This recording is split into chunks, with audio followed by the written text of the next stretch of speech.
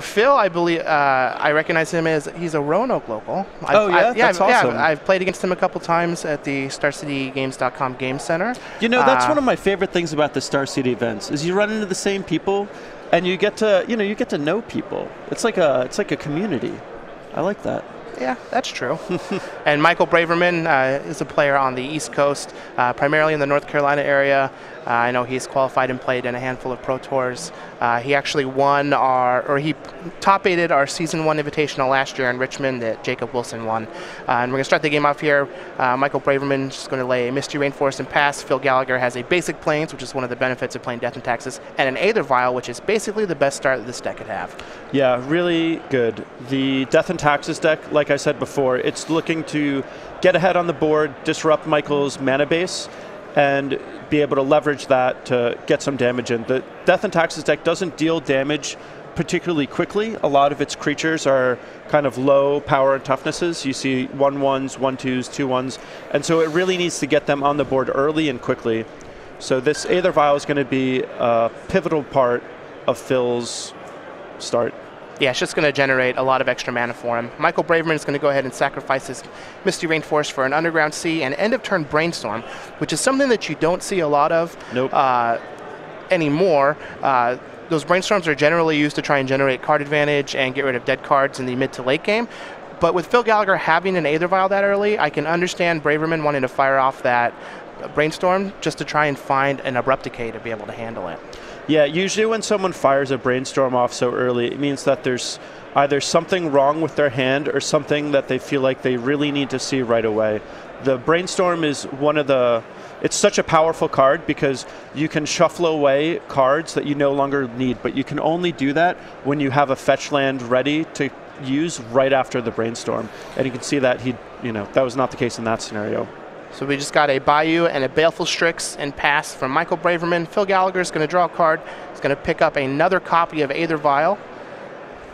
Looks like he does have a couple copies of Karakas in his hand, but he's just going to fire off that Wasteland on the Bayou. So we do see there that Phil did take his one Aether Vial up to 1 counter. The new Aether Vial, of course, has 0 counters, and just going to pass back to Michael Braverman, where it looks like he's picked up a Daze. So Michael's just going to attack with that Baleful Strix, bringing Phil down to 19. Actually going to tie up the life totals at 19 apiece from the earlier fetch land. Michael Braverman's just going to go ahead and play a Creeping Tar Pit and pass. Phil is going to activate his Aether Vial on his end step. Just a little pump fake just to see if Michael's going to have any responses. Of course, he's not going to put on a 1-drop and then just take his turn. Yeah, that's a really good play to make frequently with the Death and Taxes deck that I don't think a lot of the players that I've played against do enough. Just activating your Vial can be a huge threat, and you want to do that over and over again, even if you don't have anything to put in, just so that when you do have something to put in, your opponent may not pay enough respect to that. So Phil's just going to lay one of those Karakas, cast an Umezawa's Jite after ticking his Aether Vials up to 1 and 2. Braverman's going to draw for his turn and fire off a Hymn to Turak. Now, Phil's going to activate his Aether Vial in response to put a Serra Avenger onto the battlefield. That way it's protected from this Hymn. And then Michael Braverman's going to go ahead and pick 2 cards out of Phil's hand randomly with a die to discard to the Hymn to Turak. We got a Phyrexian Revoker and a Karakas. So 1 blank, 1 good one. About 50-50. You can't feel too bad for that if you're Phil. Yeah, for sure. It's good that Braverman also was able to fire that off and at least get something, because Phil's hand is going to be empty pretty quickly. Yeah, so Braverman just has another copy of Creeping Tar Pit and pass back. He's not going to attack with that Baleful Strix. He's going to keep it back on defense against that Serra Avenger. And even though Phil does have a Jite on the battlefield, that Strix was going to play some good defense until it decides to go work in the fields. So the Strix was still a 2-for-1. I mean, that's all Michael wants to do. His life total is high enough where he doesn't have to worry about dying too quickly, and he just wants to 2-for-1 his opponent a few times and grind him out. That Jite is usually a really big threat against a lot of decks, but because Michael Braverman has Abrupt Decay, its power is dampened quite a bit. So we see here Phil is just going to attack in for 3 with his Serra Avenger, pass the turn back to Michael Braverman, who's picked up another copy of Brainstorm. So he's going to draw 3 and put 2 cards from his hand back on top of his deck. And man, I love Brainstorm. Yeah, Brainstorm's great. For those of you who haven't played Brainstorm, it's literally one of the best parts about playing Legacy. We've had a couple people in the community say that banning Brainstorm would be a good thing because it'd shake up the format, but just casting Brainstorm, it just makes everything go so smoothly. So once that Brainstorm is resolved, Michael's going to go ahead and suspend and Ancestral Visions. We've got 4 time counters on it. Phil's going to equip his Sarah Avenger with the Umezawa's Jite and get in for some damage and get 2 counters on his Jite. Now he does also have an Aether Vial on 2 and an Aether Vial on 3, so the world is his oyster as far as what creatures he can put on the battlefield for free. Yeah, and I mentioned before that the Death and Taxes deck doesn't really have access to much card advantage, but the Umezawa's Jite is one of the few ways that Death and Taxes can actually generate a lot of value. So Michael Braverman, if he wants to deploy any creatures to the board, he really needs to find an Abrupt Decay first. Now that Ancestral Visions, the Brainstorm, those are all going to be helpful in finding some stuff to deal with it, but so far he has not. So Michael's just going to go ahead and pass it back very quickly without casting anything. And it looks like he has a bunch of green cards in his hand. No green mana. But no green mana. Yeah. He did not have a shuffle effect off that Brainstorm, wasn't able to find a fetch. So now Phil is just going to continue to attack with this Sarah Avenger equipped with the Umezawa's Jite. He is a 19, Braverman is down to 7, and this will be a lethal attack from this Sarah Avenger if he decides to go for it.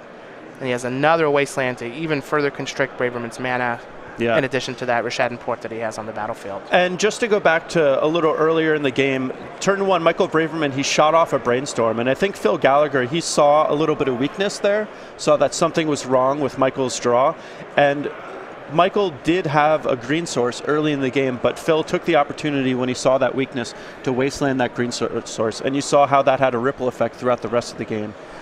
And so Phil Gallagher is going to go ahead and attack with that Sarah Avenger, pump it twice from Umezawa's Jite, bring it up to a 7/7. He's going to take 1, game 1 over Michael Braverman. Death and Tax is going to be up a game against Shardless Sultai. Players going to go ahead and go to their sideboard. So let's go ahead and take a look at our player sideboards and see exactly what's going on here. What do you think that Phil's going to do? So the cards that I think Phil's going to bring in are, he can bring in Council's Judgment just to have another removal spell. He could bring in Wiltleaf Liege if he just wants to be a bit more aggressive, which certainly would be reasonable. Wiltleaf Liege is also really good against the discard effects that Michael Braverman may still have. And Abrupt Decay. Right. And Sword of War and Peace could also play a little bit of utility just to make his creatures better in combat, also protects them against, Abrupt Decay, things of that nature. So for Michael Braverman on Shardless Sultai, what do you think that we're going to see there? So I think that Braverman is going to be looking to bring in the Disfigure and the Toxic Deluge and the Baleful Strix. I think basically Braverman, he just wants to grind his opponent out. Toxic Deluge and Baleful Strix are great 2-for-1s. And then the Disfigure is just going to help ensure that it doesn't fall behind on tempo. Yeah, just going to be... These 1-mana removal spells is really where you want to be against the decks that don't have Brainstorms. If you're able to trade your cards efficiently for theirs and then pull ahead with your Brainstorms in the mid to late game, that's the game plan that you want to be on. For sure. So now, as we were going into this match, I mentioned that there are just a couple of weekends left, open weekends left, until we hit the Season 1 Invitational. So let's go ahead and take a look at this Season 1 schedule that we have left. So we're in Philly this weekend playing Legacy. Next weekend, we're going to be in Louisville for a Modern Open. I take that back. We were in Louisville last weekend. Mm-hmm. Next weekend, we'll be in Indianapolis for a Standard Open. After that, we'll be in Baltimore for another Standard Open, and then we're going to be in Columbus for our Invitational weekend, April 15th through the 17th. It's a split tournament, Standard and Modern, and we're going to have not only the winner of the Columbus Invitational is going to punch their ticket for the Players' Championship, but the top 3 points leaders at the end of that season will as well. Yeah, super exciting. And all around, just a star-studded lineup. I mean, I played at tournaments in all of these places, and they're all just great convention centers, great venues, really good, places to visit if you're looking for a road trip. Yeah, I mean, I've been to them all. They're all great. Yeah. food there is great. There's actually there's a market across the street here in Philly. There's a market in Columbus as well. Yeah. That's very, very good. Good food, good magic, good people. Yeah, Star City runs a good circuit. Yeah, that's basically all you need. Pretty much. Now, we also have a playmat that you can get for the rest of the season as well. For playing in any of our Season 1 Opens, we have Kitchen Links, and you get this, furry feline just for battling, absolutely free. You don't have to pay anything extra. You just play in one of our opens. And these things are just sweet. I mean, they're all completely fun. This one, you've got the Lynx just dumping milk all over itself. You've got the hipster one with the glasses and the pipe in the background, and then you've got the murderous one with the knife in his mouth. Got a lot of people don't notice that one, but that's the one that'll get you. That's the murder cat? Yeah, that's the murder cat. So let's go ahead and hop back to our players. It looks like they've finished up sideboarding. Phil looks pretty happy with his hand. Oh, nobody's hadn't looked at it yet. Most of the time my opponents have their hand face down like that and they're smiling at me. Yeah. They usually have a snap. They have a turn 1 kill. Well, we can see some turn 1 kills in Legacy, not with these matches. Yeah, not with these decks. These are two of the most fair decks in the format. Both of them are just, I mean, the most unfair thing you're going to see is a turn 1 Aether Vial, which we did see last game, but by Legacy standards, that's still quite fair. I don't know. I feel like a turn 1 Deathrite Shaman out of Shardless Sultai is a little more unfair, considering that card's banned in Modern. Yeah. Dude, Deathrite Shaman, when Deathrite Shaman was legal in Modern, I was playing Jund, and the turn 2 Liliana in Modern was just one of the greatest feelings ever. Almost as good as Brainstorm. Is that better than like a turn 3 Bloodbraid Elf? No, but it would be nice when you got turn 3 Bloodbraid Elf into Liliana. That was... Dude, remember when Bloodbraid Elf was in Standard? Yeah. I was playing Jace. Really? Dude, I cashed my first GP with Bloodbraid Elf. That was great. So these two decks are basically Legacy, you know... They're Legacy staples. I mean, if Legacy staples. Yeah. Death and Taxes, a deck primarily favored by the European players. It's really big over in Europe.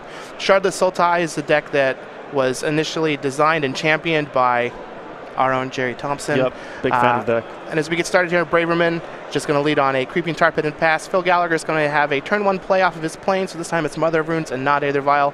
A little less scary since it can just get handled by any removal spell. Yeah, Mother of Runes on the draw is a lot worse than Mother of Runes on the play, especially because a lot of Michael's removal is 2 mana. Now, Phil did take a mulligan, and it looks like he does not have a second land drop, and is just going to go ahead and play another Mother of Runes and pass the turn back to Michael Braverman. So this would be a great turn for Braverman to have something like a Shardless Agent. There's a creature on the battlefield. He can get use out of any removal spell it happens to hit. But it looks like we're not just slamming a Shardless Agent, and we're going to go with a Brainstorm. And we saw last game Braverman fire off a Brainstorm a little earlier, and it was reason to believe that there's something wrong with his draw. In this situation, this may be more of a value Brainstorm because he still has a land drop to play this turn, and we may see him just put 2 cards that he doesn't want on top, basically the 2 worst cards in his hand, and then just play a fetch land, crack it, play something else, and those 2 cards are going to be gone, and his draw is going to be significantly improved. And now we see that fetch land, like I said. You're just like a wizard. You can see what they're going to do before it even happens. Well, with Brainstorm, it's a very common play pattern, so I didn't ask for these powers. With great power comes great responsibility. Indeed. So Michael Braverman's going to fall to 19 using his Verdant Catacombs. We're going to get a Bayou, and I did spy what appeared to be another Abrupt Decay, and I think that's what he's going to fire off here against this Mother of Runes. Yeah, and you really want to kill the Mother of Runes before they lose their Summoning Sickness, because once they're online, those 1/1s are not meant for attacking. They just give other creatures protection from a color so that they don't die, and those Abrupt Decays are going to become a lot worse. Looks like Phil does not have another land yet again. He's just going to play an Aether Vial and pass the turn back to Braverman. And along the same lines with Mother of Runes, it's even more important for Braverman to get rid of those ASAP, since he does just have the 1 Deluge in the main and 1 Deluge in the sideboard as ways to handle it once it's able to tap and use its protection ability. Michael Braverman has 0 copies of Golgari Charm in his 75, which is a card that I traditionally really like against Death and Taxes. Yeah, for sure. So we're going to see a Tarmogoyf here from Michael Braverman. And then pass the turn back. It is going to be a 3/4, which... Ooh, not anymore! Was a 3/4, as Phil Gallagher's picked up a second land here, and a Rest in Peace is going to... That Tarmogoyf just got neutered, my friend. Yeah, the 0/1 Tarmogoyf, it's not going to do much battle. In fact, it would die to a Mother of Runes at this point. Yeah. And again, I'd mentioned that the Death and Taxes deck doesn't have many forms of card advantage, but this one Rest in Peace does have the potential to blank multiple cards out of Braverman's deck. I mean, Braverman, not only does he have 3 more Tarmogoyfs that he can draw, but he also has the 4 Deathrite Shamans, none of which really do much without a graveyard. So we're just going to see a Misty Rainforest be used by Michael Braverman. It's going to fall down to 18. This is going to put him up to 5 mana, so he's going to be able to send in that Creeping Tar Pit and still play a 1-mana spell if he decides to do so. Which it looks like he is going to send that Creeping Tar Pit in. That's going to bring Phil down to 17. And does he have it something like a Deathrite Shaman to follow up, which would just be a 1/2 attacker at this point? Yeah. So one thing to note about the Shardless Sultai deck is one of the really powerful plays that it can make, which it has enough mana to do, and maybe we'll see, but setting up a Ancestral Visions with Brainstorm and then cascading into it with Shardless Agent. That is essentially the engine of the deck. And it is one of the more powerful things that we can see the Shardless deck do. So if you're wondering how the Shardless deck works, how it really grinds people out, that is like the big haymaker play that really sets it far ahead on cards that it's looking for. Yeah. 3 mana Muldrifter Ancestral Recalls. Yeah, really good. So Phil has some things going for him now. He's got that Aether Vial up to 2 counters. He was able to find a 3rd land this turn, deployed an Umezawa's Jitte, and then put a Thalia, Garden of Thraben onto the battlefield. Now this is a very good creature at this spot. Obviously that Tarmogoyf is only an 0/1, but Thalia can attack through Creeping Tar Pit if Michael Braverman decided to keep it back on the defense, as she is a 2/1 first strike. Yeah, despite Phil being behind on lands, he was still able to make a play every single turn, and his draw is kind of lining up in an awkward way for Braverman to deal with. Phil has 3 problematic permanents there, the Rest in Peace, the Umezawa's Jitte, and the Thalia. And Braverman doesn't, he's already used 2 Abrupt Decay, so he only has 2 left. And his Toxic Deluges, you really want them to be able to clear multiple permanents off the board. But in this situation, there's only one of the problematic permanents was a creature. And so Braverman is stuck just 1-for-1ing in this situation. Now, Phil was able to pick up a copy of Karakas, and it looks like he's just going to cast this Mirren Crusader. Now he does have a Flicker Wisp in his hand, so he's passing back to Michael Braverman. He has his Aether Vial on 3, which will allow him to put that Flicker Wisp onto the battlefield. Right. And I think he's going to use it to bounce his Karakas and force Braverman to use both of his Wastelands here to get rid of that Karakas. Yeah, and Braverman has to know that something's up with the Aether Vial, so I think maybe the idea with the Flicker Whips is just to be able to protect the Mirren Crusader. Well, the Mirren Crusader does have protection from green and black, which is basically everything in Michael Braverman's deck. Yeah, still though, I think Phil's just playing it safe. He may also just want to flash it at end of turn as kind of a surprise, just to make Braverman sort of tap out with the Creeping Tar Pit and just get in some extra damage. Either that, or it looks like he could possibly just use this as a fog for the Creeping Tar Pit. He's just going to exile it. There we go. Pretty good tempo play. Just taps down your opponent's mana, makes it so he's basically going to do nothing. And Phil looks like he's in really good shape this time. He just has all of his best cards against Braverman, and Braverman has kind of been flooding out. Yeah, it's also really interesting to note that one of the big benefits of playing this Death and Taxes deck is that you get to play all of these basic lands, and Braverman had a double Wasteland draw that just didn't do anything against a mana-screwed opponent. Right. So Phil's just going to go ahead and put that Jitte on the Mirren Crusader, which is going to get ugly really fast because it has double strike. The double strike's huge with all the equipment that acts like that. The swords also are really good on the Mirren Crusader. So it looks like he's just going to get 4 counters, take care of the Deathrite Shaman, take care of the 0/1 Tarmogoyf. And then he has a Rishadan Port for the follow-up to tap down that Creeping Tar Pit. And he's just in the driver's seat at this point.